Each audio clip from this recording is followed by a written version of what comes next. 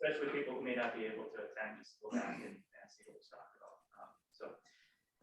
All right, next we will transition into the next bullet point, which is the 2007 Comprehensive Plan chapter from our existing plan. And I'll hand that out here, and Luke will bring it up on the screen. And we're handing this out today because what we'd like to do is give you some homework. Sorry, it's probably been a while since everybody here has had homework, but we'll try and do that between this meeting and the next meeting. And really what we're looking to do, the product of this committee will look something similar to this. This is from the 2007 comprehensive plan. And what we'd ask you to do is take a look at it and see what type of changes or additions that you would like to see in the updated plan versus what's there right now.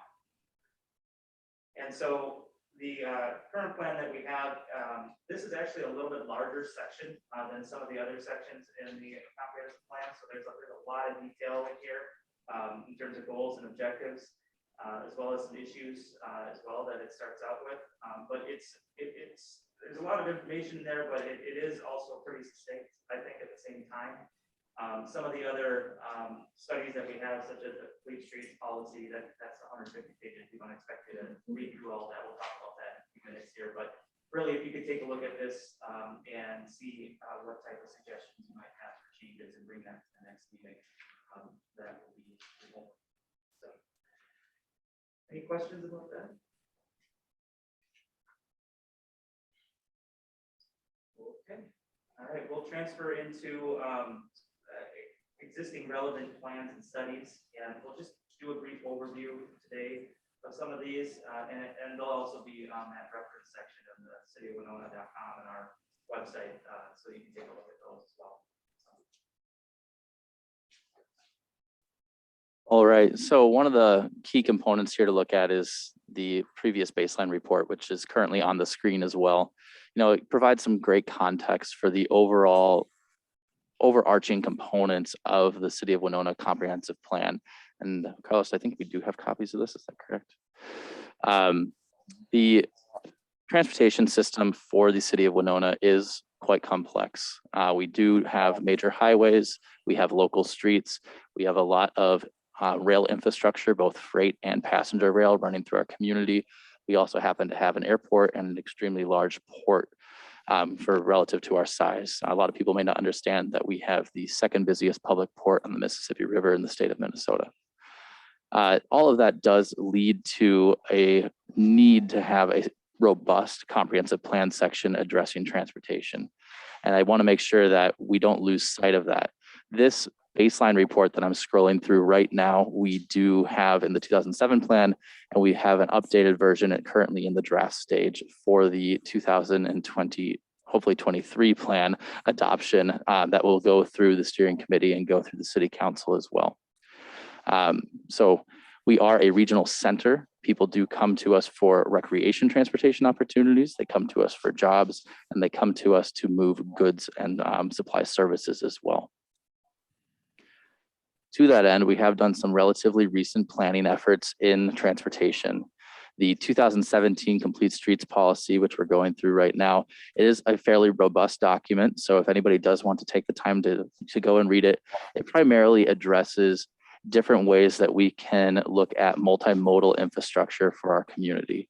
So the idea to this plan was to get more into the nitty-gritty. Where can we recommend improvements to the transportation network for walking and biking, for example? How can we make sure that we have good systems supporting those improvements? This plan has been adopted again in 2017, so it's been quite a while. We do expect that the comprehensive plan update that we are currently working on will have considerable directive changes for this document. We don't expect to get into the nitty-gritty, like looking at individual cross sections of roads, but we do anticipate, so design recommendations, for example, that I'm here right now, but we do anticipate setting a general direction for the community. We would see a document like this being kind of that living document that can go through the different more in-depth elements for future road planning and future street network planning. And Luke, you bring up a good point. You know, when it comes to the comprehensive plan, we're providing a bunch of information, essentially. Really, a lot of it is pretty detailed information. But for our purposes here, really what we're looking for is to take that information, glean what you can, step back a little bit, and look at things from a 30,000 foot viewpoint, and recommend general directions and general goals and objectives for us to proceed with over the next 20-25 years here. So yes, pay attention to the detail that's out there, but really what we're looking for is a general guidance document as a product of this process.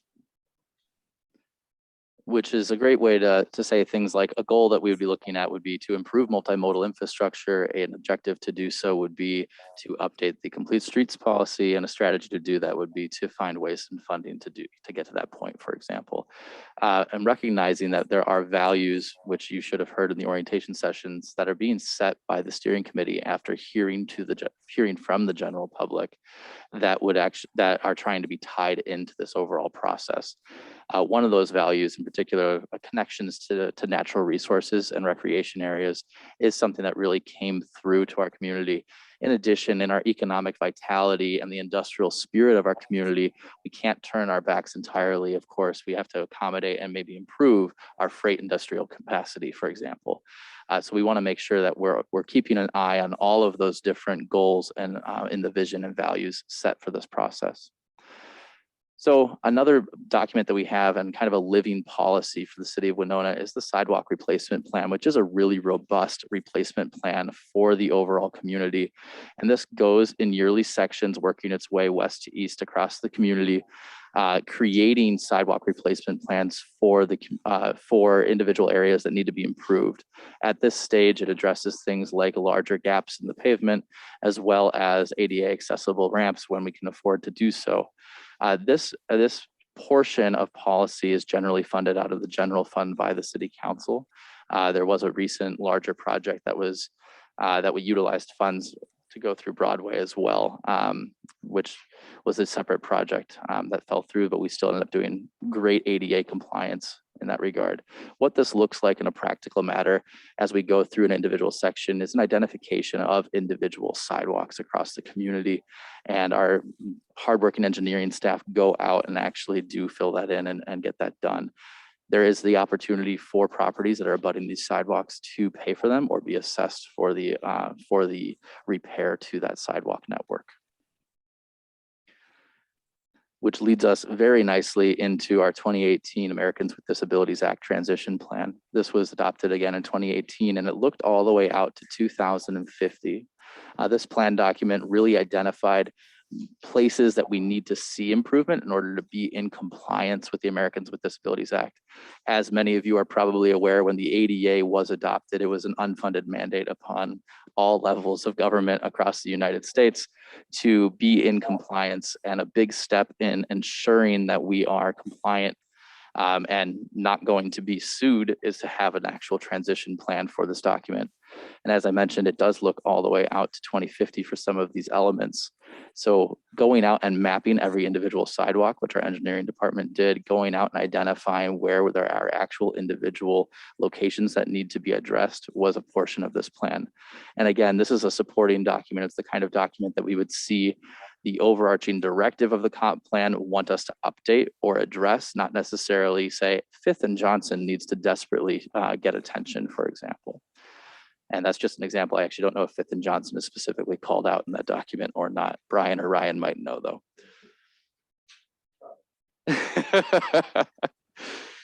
At this point, related to multimodal infrastructure, does anybody have any questions, comments, or concerns?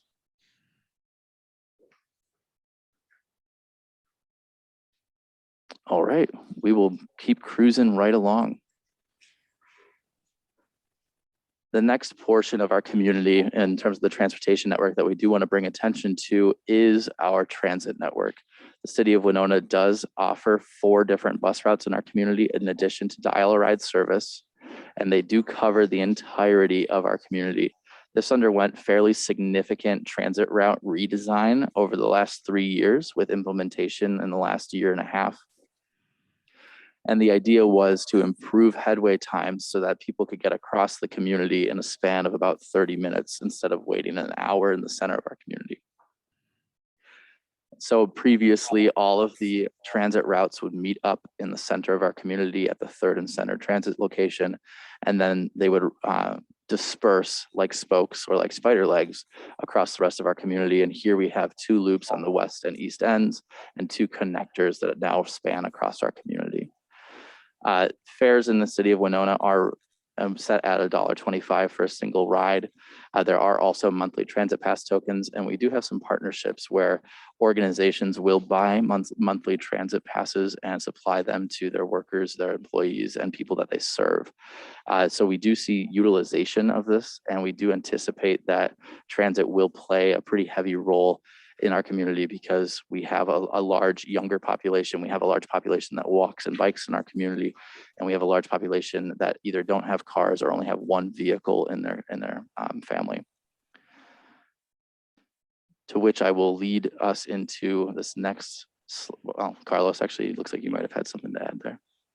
All right, this will lead us kind of into this next idea. So what we're looking at here is actually a transit map software called Remix that we do use here at the city of Winona to plan different transit components. And really, it's great for transportation in general. Here, we're looking at driving alone at work, and we can, or to work, and we can look at that by census tract. We can click on an individual census tract and see what those percentages are. So only 62%, which is actually a phenomenal rate for the state of Minnesota and for the United States. You can look at the people who take public transit to work. You can look at the people who walk to work, et cetera. One of the reasons why I want to highlight this is because we can actually begin to look at our transit network as a holistic element. If we want to find out how somebody's going to get somewhere, we want to be able to look at them and actually see that somebody actually can go from one place to another. Additionally, we can drop down our friend Jane here, and she'll tell us exactly how far she can go, whether or not there are major issues. If we pull up the population and jobs tabs, we can take a look at the actual data and compare and see how many jobs he can get to or she can get to, for example. So we intend to use similar elements to start talking about things like our dense pattern of development that somebody brought up here as they introduced themselves, and how great it is to be in our community and have access to different elements, how great it is to be able to get to the lakes, for example. And Carlos, I believe you wanted to add something here. Just in terms of connections, I think that that's one focus that we see as especially prominent. And Luke mentioned that a little bit earlier. We heard that loud and clear from the community when we did our first round of public engagement. I think we have, great systems in individual areas. It's just a lot of times it's just that little connection, and so or that key connection between one area and another area. So we do see that as one of the main things that the subcommittee will be talking about. And so with that, we do want to touch on, this is a lot of background information that we intend to establish, and we are giving you homework to go back and actually look at the actual 2007 chapter of the comprehensive plan. But we want to kind of touch on you or ask you some questions like, how do you feel our current transportation network helps you reach jobs or helps you reach the destinations that you want to go to? We want to hear your thoughts as we begin compiling information, and what kind of information it'll help us provide additional information in these upcoming 2 meetings before we really get into the goals and objectives. So I'll open it up. We do have, Sean, you are free to talk into your microphone over there. We have microphones scattered across this table. Who wants to start? How do you feel the current transportation network serves you getting to your destination?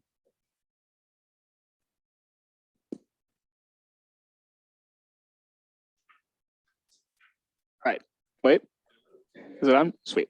Okay. I'll kick it off. Why not? Okay. So I currently work at Riverway Learning Community, which is just off 61. We're in a transportation subcommittee. Does everyone know where Riverway is? Yeah, we're all shaking our heads. Sweet. Okay. So I live at the intersection of Huff and Sarnia. So I could conceivably walk or bike to work. you know, and sometimes I walk home, but I do also work at like 5 a.m. So that's a little tough. But what I'm trying to get to is trying to cross 61 anywhere. And I know this is like an ongoing thing that's probably been brought up for like 20 years, 30 years or whatever, but trying to cross 61 at Hy-Vee pretty much discourages me from like wanting to like bike or walk frequently. It's just not pleasant to walk next to. You know, there's people speeding by, it's 45 miles an hour. Are they going 45 miles an hour? No, they're definitely not, you know? So as far as like impediments for me to get to where I want to go, one, people speed regularly, especially when it's a wide open streetscape like 61 is, and two, crossing 61 is really hard. And I think that crossing 61 would be pretty key as far as the connections go, like Carlos was talking about. So among other things, but I'll leave it there for now.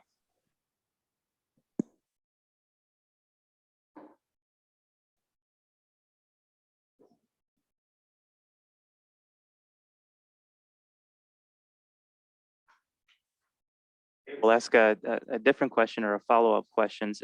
In terms of transportation in Winona, what general direction for transportation are you interested in seeing us move towards the future? So in terms of general directions, you know, are you personally interested in seeing more emphasis on walkability, or are you personally interested in making sure that we maintain our connections for truck traffic and getting to points where they need to go? You know, what is a general direction for transportation that you're interested in seeing in the future here in the city? I'm gonna just call out Brian here, and maybe we can go around and say, you know, kind of what general direction would you be interested in us taking in the future?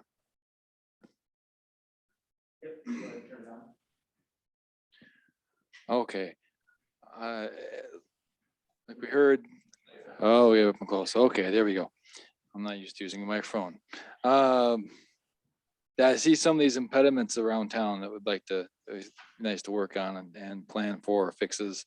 And some of those I see in one of the handouts earlier, like the extending Louisa Street to take some pressure off of Mankato Avenue.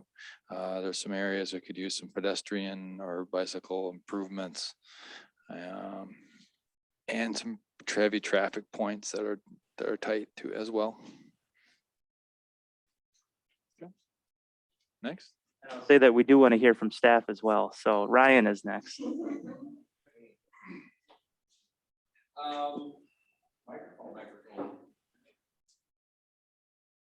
I guess I don't know about me personally. I know one thing that is brought up a lot is the trains.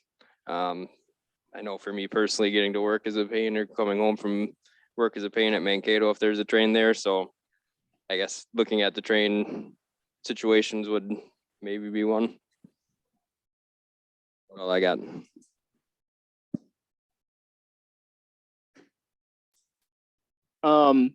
Round two, I guess. So I guess where I see it going is we adopted a complete streets plan. And I guess I don't know what that exactly entails because I have not read it. But it's homework. So yeah. And I guess I want to see a more walkable, pedestrian friendly town. Like, I'll just say it. And I'm not naive enough to think that like truck traffic is just going to magically disappear, because I mean, we have a very like industrial based like economy for the most part here. So I'm not, again, just saying like, oh, we just need to ban trucks from the town. Like, I'm not like that, like silly, you know, but I do think that some sort of compromise needs to happen. Again, I live on the intersection of Huff and Sarnia. I don't know how many no trucks allowed signs there are on Huff, or vehicle noise laws enforced or whatever. But I mean, a lot of trucks go down Huff. And I'm also not thinking that you can like post a cop there all the time either, or something like that, you know, and I don't want that. But like something needs to be done, I think, with the streetscape So that way it makes it seem like it's like walker friendly, you know? And you're less inclined to go flying by in a truck. You know, I'm not a engineer or know any of this stuff, but that's just kind of what I think. Anyway. Sorry. I'll address the truck thing. Generally what you're seeing nowadays is truckers go by GPSs. GPSs don't recognize truck routes. Therefore, the guy that maybe is from Serbia or something like that, there's a lot of foreign speaking truckers nowadays, which is good for them. Just follow their GPS. It's really not their fault, but it is their fault. And if we can solve that one, we'll be ahead.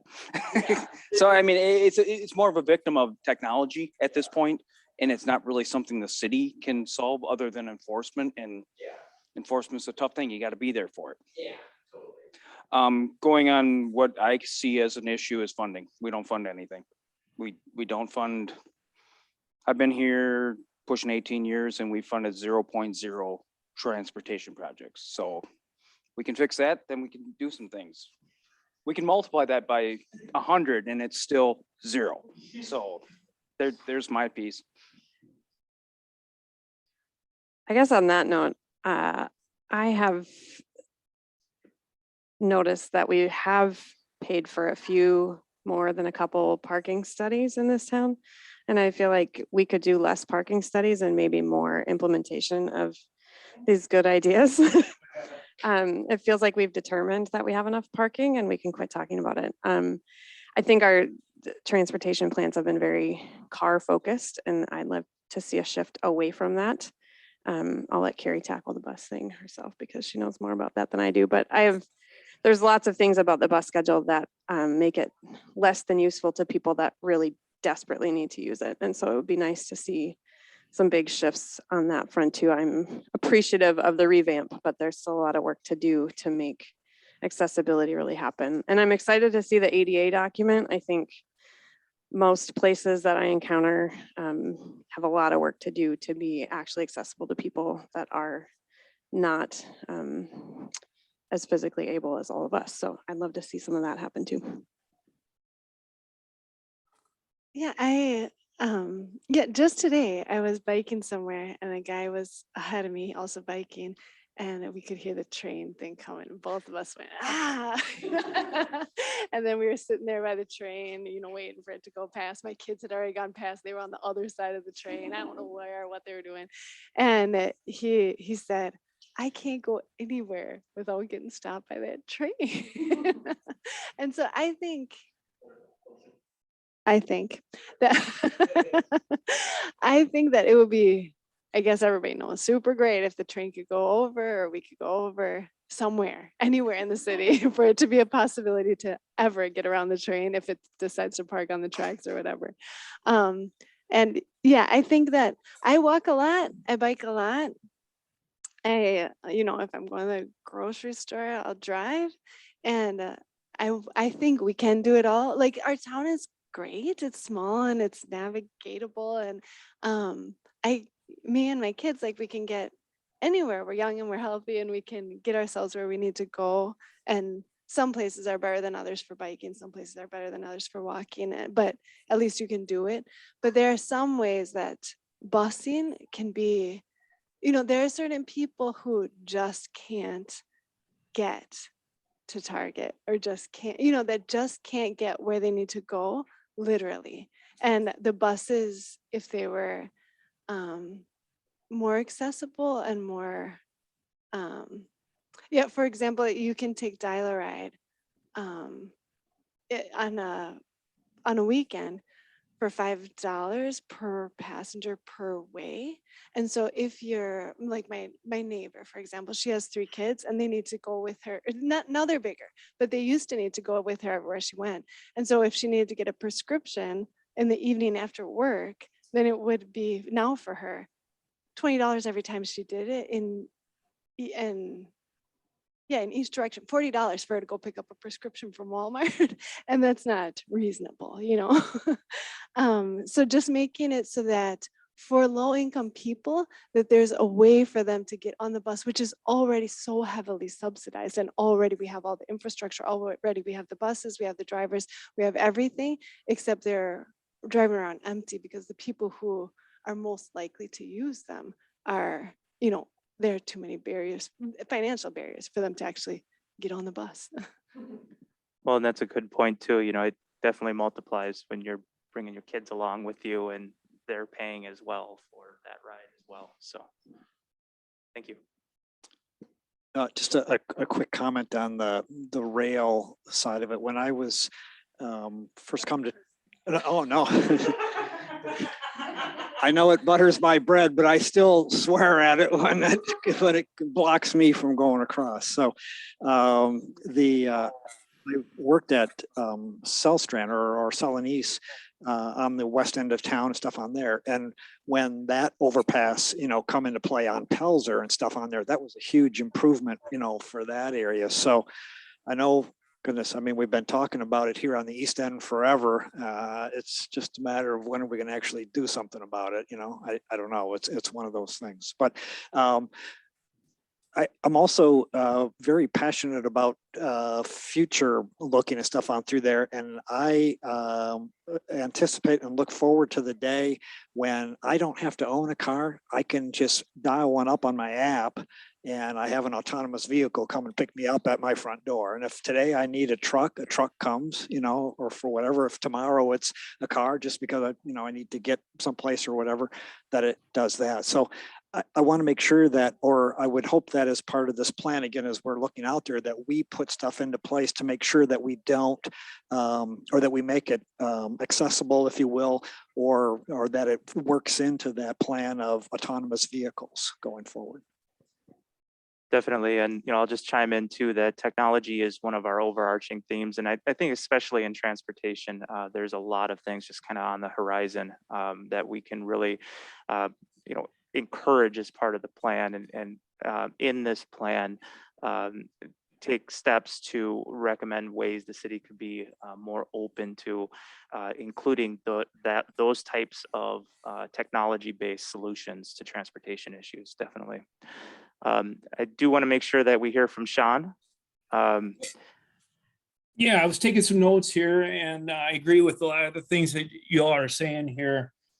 There is room for improvements in area, both short-term and long-term. I think there's room for improvement in identifying better transit routes through all aspects of transportation.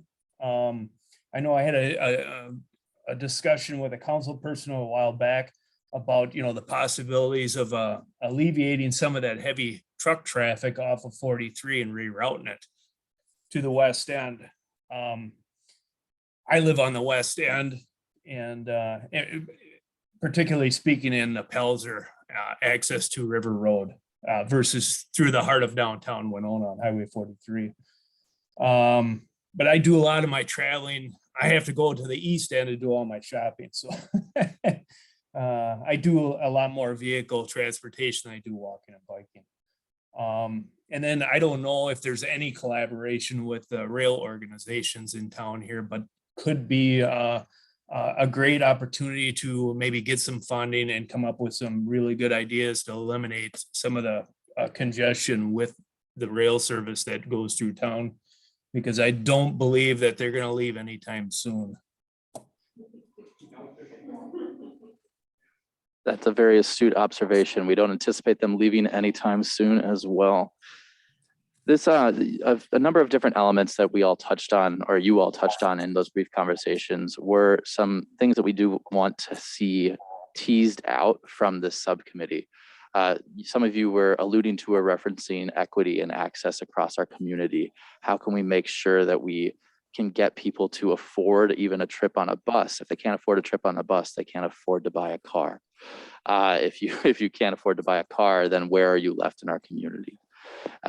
Additionally, technology as a key aspect, as Brian was saying, if we have truckers who are only going to be following GPS through our community, how can we make sure that we are putting better signage, maybe old technology in our community? Or how can we make sure that we are planning for that autonomous vehicle or connecting in with GPS apps to direct people to the right portions of our community if possible?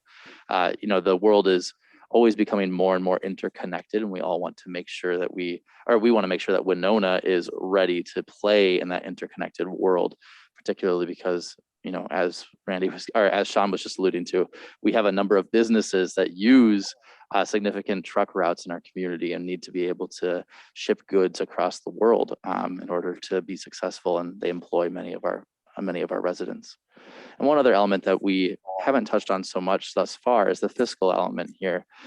Many people may not be aware, but roads and transportation infrastructure makes up a fairly significant amount of the land use in our community. Most communities, it's around 30%. We're, I believe, hovering slightly below that. And it's a real opportunity for a community to use that road infrastructure, just as we were talking about, to be a platform for building wealth and fiscal resiliency for a community. Fiscal sustainability and environmental sustainability are that last theme that we are going to be looking at, or that is going to pervade across the entirety of the plan. And we do want to look at this as an opportunity, not just to move people, but how are we using it as a way for our community to grow richer? Whether that's shipping goods on rail lines or shipping goods via freight or on the port, or just getting out and going for a walk because somebody could build a business to supply sandwiches for lunch, or could build houses along a new roadway. And we want to be mindful of that as we do go forward. And Carlos, it looks like you have something else to add. Actually, I do not. So I did have that look. You definitely did have that look. We do have one more question here that we do want to. Oh, go right ahead. Sean brought up the rerouting the traffic on the Pelzer. That's been presented to MnDOT twice. They've shot it down twice. It's an extra 5 miles for the truckers, and they just said they're not going to use it anyhow. They would use it now if it was better for them. So we can put that in the comp plan, but it's not going to happen. As far as the overpass on the west end or east end, there was a time where Governor Dayton was going to give us 25 million and council shot that down. So I would have loved to see that. So just throwing some facts on the table. No. 4% grade is the best a train can do. And you'd have to start that thing back in Goodview. And then we'd block off every intersection along the way to that overpass. This does bring up a really good point that, $25 million is a big project for Winona. And we do have a section of the comprehensive plan that is called transformative projects. If we do end up with a project that maybe is becoming a more focused part of this conversation, we do intend to park those projects in that transformative projects section so that the transportation portion of this plan won't get bogged down in any one project, so that we can keep moving forward. We really want to look at this as a holistic system, more so than looking at an individual thing. Like I heard the Louisa Street extension mentioned as well, which has been in past plans as well. So I also want to ask, we talked about moving and how we've gone through, but how do you feel that the transportation network serves you? Do you feel well served by it? We've asked whether or not it can reach places. We've asked whether we're going in the right direction, but how does it serve you specifically? Do you feel that it is human-centric enough, Ryan-centric enough for you as you come through our community? I'll go first on this one. I think the transportation network, personally, for me, I live in town, and I think it's great. Being able to get from point A to point B in 5 minutes. I just see tremendous opportunity for things that we could do on some of the low traffic roads and residential areas in the core area of the city here, where you're not seeing a ton of traffic. You still want to have access, but what are some other things that we might be able to introduce to some of those low traffic areas that would be perhaps a better use rather than just a street? what other ideas might be out there for this significant portion of land that we have within the city. So I think that there's definitely some opportunities out there, just because so much of our city, really serves to a certain extent as a personal driveway for somebody to get home. There's key corridors that I think we definitely need to focus on, but for the other areas, what are some interesting things that we could do to enhance neighborhoods?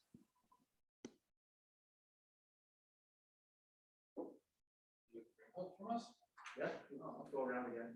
Yes, we want input from you, Brian. Please provide input. Okay. Generally, I believe the transportation system works pretty well for what my needs.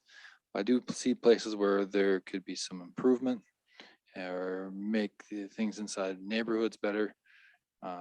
Yeah, and I see that the trains are an ongoing thing and they're not going away. Probably going to get worse. I don't know if we want to go into specific things at this point yet or not. But, I hear Brian's issue with this funding and things happening or not happening. Like I know Louisa Street was on a referendum and we voted it down. So yeah, things change is hard, but hopefully we can come up with some things that will happen in the future.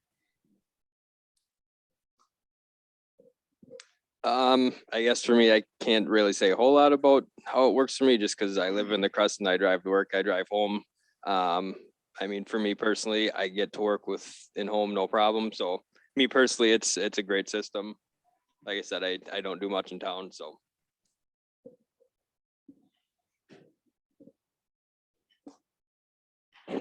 It's on. Okay, sweet. I'm the one who clicks it off. So,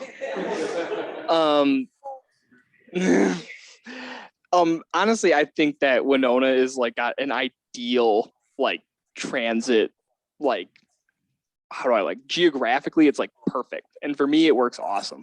Like I said, like I like to walk everywhere and I can walk everywhere.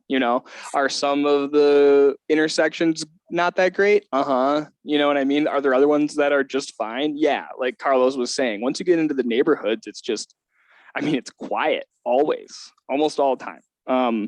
So for me, it works great. And speaking to actually what Carlos said, the idea of like trying to promote a neighborhood street as like, this is the walk, street, like this is the biking street, and then actually investing money in it.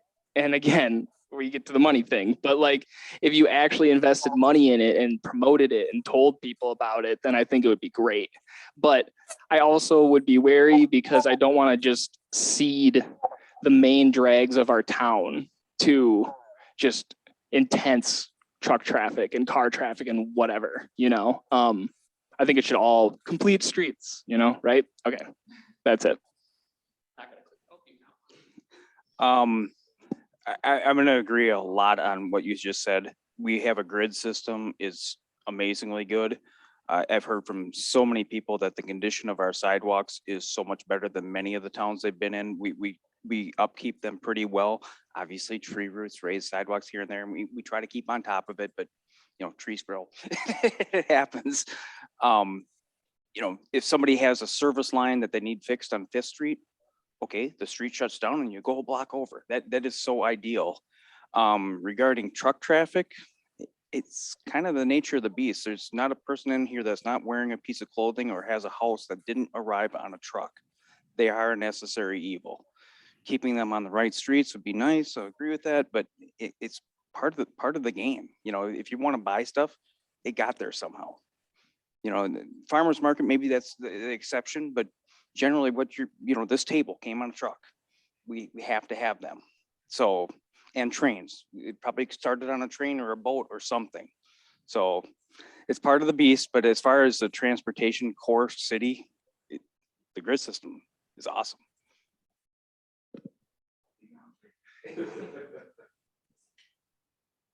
Yeah, my only addition to that in agreement is that it's awesome for me in part because I'm able-bodied and I own a car. So I do think there are lots of pieces that are not awesome for people that say use a walker or a wheelchair or can't afford the bus. So I do think even a good system, there's definitely room for improvement to make it work for everybody. And I think because we have such a good system, we have the potential to make it great, where lots of places are way far behind us, and we could really be a model for something even better. And I would look forward to that. I also want to add, one of the great things we haven't really talked about, how boats play into this, but I just want to say that the fact that I can get my canoe onto the water 5 minutes from home or go to Target 5 minutes from home is spectacular, and I love that. So, yeah, I mean, what she said, really. And so I'll move on to what you asked, the point that you brought up. So I have some questions a little bit. So for one, about the less used streets. I guess everyone is aware there are some uncontrolled intersections. That was a shock to me when I moved here. And and I wonder, because I mean, is it too expensive to put in stop signs at every intersection, or what's the?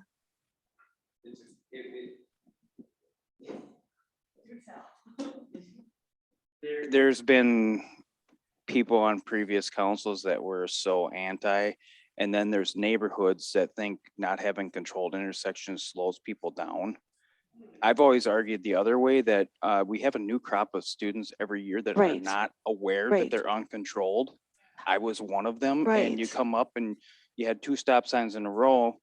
You assume the next one is because everything's controlled to this point, and whoa, almost got blindsided there. You know, they work strictly the same way roulette works. Right. There's not enough cars on those streets where by happenstance there hasn't been an accident. It's pure luck.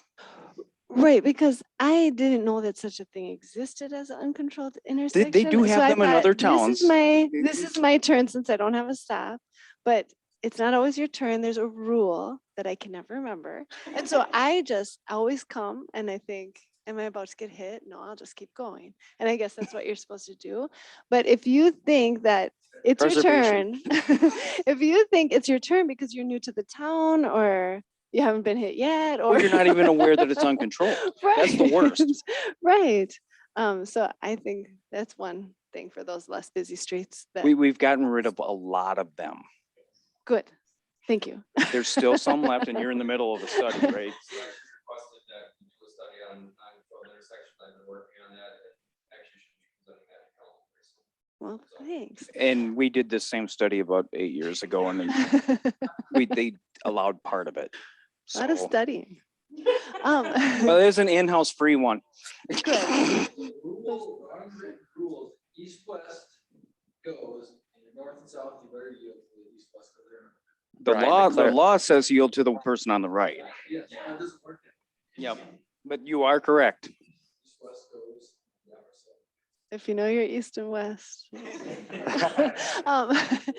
So the other thing is we have some neighbors whose kids are constantly on the street because their street is not busy. And so they play, you know, they're rollerblading out there, they're playing soccer out there, and they're having so much fun. And if a car starts to come, they yell car. And that's just what we did when we were kids. I don't see much of that going on in Winona, but that's one thing, like to feel more free to use the streets. And I don't know if you want to encourage that or discourage it. Personally, I like it so much. And I was just thinking, like, we don't have a good spot for a basketball hoop in our driveway, but we found one on the side of the road. And I really like basketball. I thought I'll try to figure out how to make this work.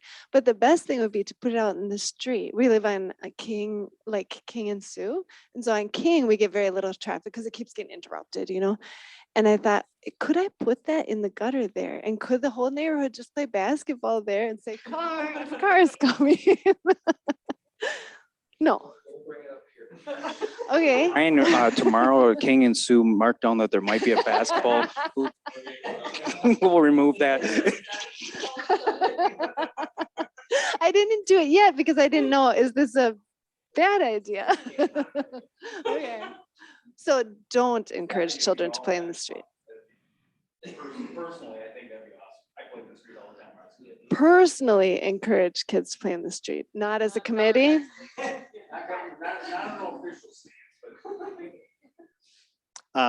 So I do want to thank those that have been controlling intersections, because I have noticed. Yes, thank you, because it's been improving.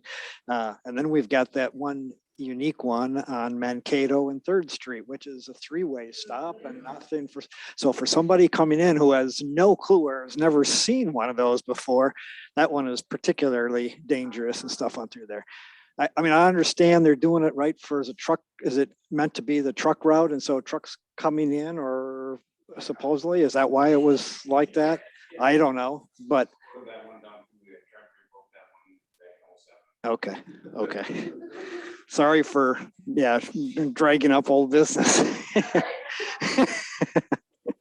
And generally, again, I find the whole transportation system stuff in town, good. I primarily do mostly driving, but I also am avid on hiking the trails and stuff like that. So I do like, the ability to be able to get to different, sections, for instance, from the lake area, maybe up into the Holzinger Lodge area and stuff like that, right? When to walk through there, it's just a lot of beautiful, places to be able to go through. If I were looking for possible improvement, and again,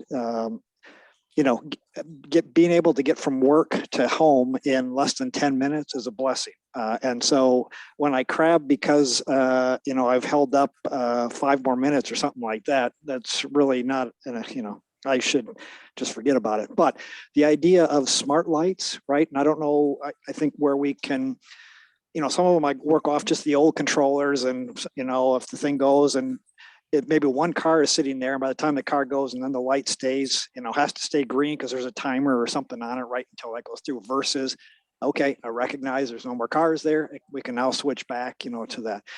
The other possibility, or the other thing, is syncing of lights on some of the main routes. Again, probably easier said than done, but I know in cities that do use that, it seems to allow for much better flow, at least on some of those main areas stuff. So the only possible syncing of lights would be on Huff Street, and when MnDOT put the one in on 4th Street, which I'm glad they did, it works great. That really threw off the syncing. You'll notice Broadway 5th and Huff/2nd are fairly well synced, but being that the one on 4th is on a loop, that it gets triggered by traffic there, it's impossible to keep synced with that one. But the other 3 are pretty well, unless we have a power outage and then we got to replay it. Sean, do you have anything to add on how the transportation network serves you or serves people well? I find a great balance right now. I don't really have any discouragement. I've learned to tolerate traffic behavior. I've come to respect all forms of traffic out there. With the increase in bike traffic and pedestrians, and I know in the history, I've been on a few horrific accidents on Broadway there, with the sun rising in the east and blinding traffic there. People really need to respect other modes of transportation, both pedestrians, bicyclists, automobile. That balance might change as I age, getting through town there, but I think it comes down to finding that technology that's going to work for the city of Winona, and being appreciative and respectful and tolerant. Thank you. And thanks to everybody. I feel like that was some really great, robust discussion. I do want to be cognizant of the fact that we are approaching an hour here, and I am going to cut off our discussion moment, but I do want to turn our attention to our calendars for our next meeting. I want to see if there's a good time that works for everybody, or at least the vast majority of you. We are looking to get together again here in late May. If Thursdays do continue to work for you, speak now or forever hold your peace. I will note we have one member who was not able to attend today, who can't begin meeting later than 4 o'clock. So if that presents problems for other people here, let us know now. we are actually only missing one member. Yeah. So if we were looking at the 26th at 4 p.m., could everybody make it?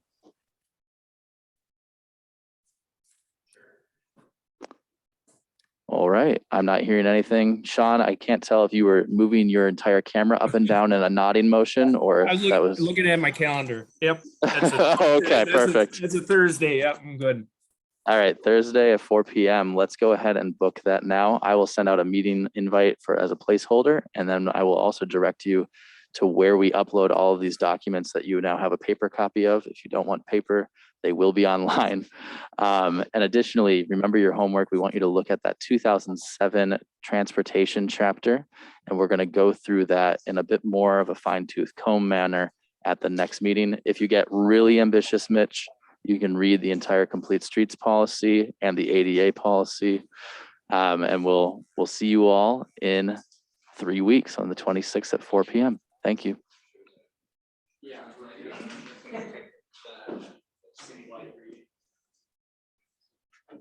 Thanks, everyone. Thank you, everyone.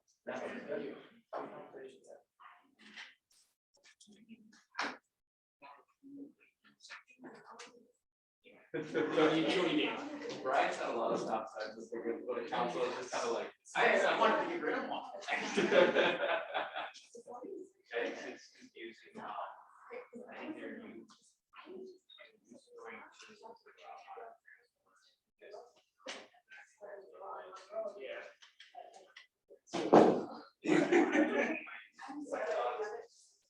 There was 3 days I came over to the front house. Yeah. Yeah, it's, you would think, yeah. Yeah, see you later. You have to be available.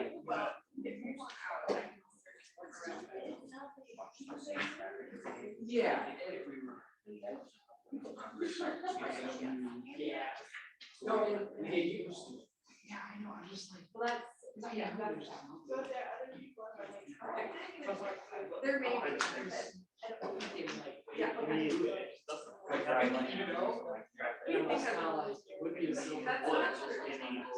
It's not. I know, right? That's exactly what I'm doing. Come back to the presentation and we'll fix it. Yeah, all right. We appreciate that. Yeah. Taking out the time to plow, right? But it's something that they should do with planners over here. So the planners up there. Yeah, we could do it. That's that'd be put together so that application applied engineering says, okay, go ahead and do it. Good. Yeah, I'm live, so we're here.